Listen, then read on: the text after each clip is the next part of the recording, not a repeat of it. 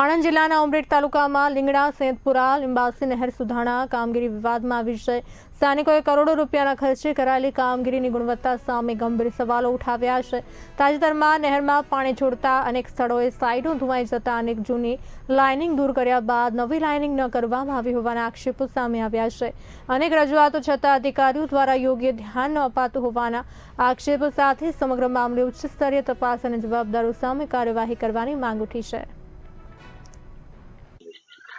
આ નદીની ઓળખ નડિયાદ બ્રાન્ચ મોટી કેનાલ જે લીંબાસી શાખા કહેવામાં આવે છે। આ મોટી કેનાલ વર્ષોથી ઘણી દુરસ્ત અને ઘણી જર્જરિત પાણી લીકેજ આવે બધા ઘણા પ્રશ્નો હતા। એના અનુસંધાન સરકારશ્રીએ હાલમાં સમય મર્યાદામાં કોઈ મોટી કંપની કન્સ્ટ્રક્શનને કામ આપીને આ લોકોએ કામ ચાલુ યુદ્ધના ધોરણે ચાલુ કરવામાં આવ્યું હતું, પરંતુ તાત્કાલિક આ લોકોએ આમાં પણ કરોડો રૂપિયાનો ભ્રષ્ટાચાર થાય એવું મને દેખાય છે કે આ લાઇનિંગ જે મેઇન કામ કરવાનું હતું લાઇનિંગ તથા બોનફિટ પારાઓ બેની સાઈડો અને અંદરનું જે વર્ષોથી પાણીમાં આવતો માટીનું બધો કચરો ક્રોપ એ બધું અંદરથી કાઢવાનું હતું। એવું કંઈક ટેન્ડરની પ્રક્રિયા હતી, 3 કામ કરવાનો હતો, પણ આ સરકારશ્રીના કોન્ટ્રાક્ટ દ્વારા જે કામ કરવામાં આવ્યા એમાં ખરેખર મને લાગે છે કે આ કામમાં ભ્રષ્ટાચાર થયું દેખાય છે।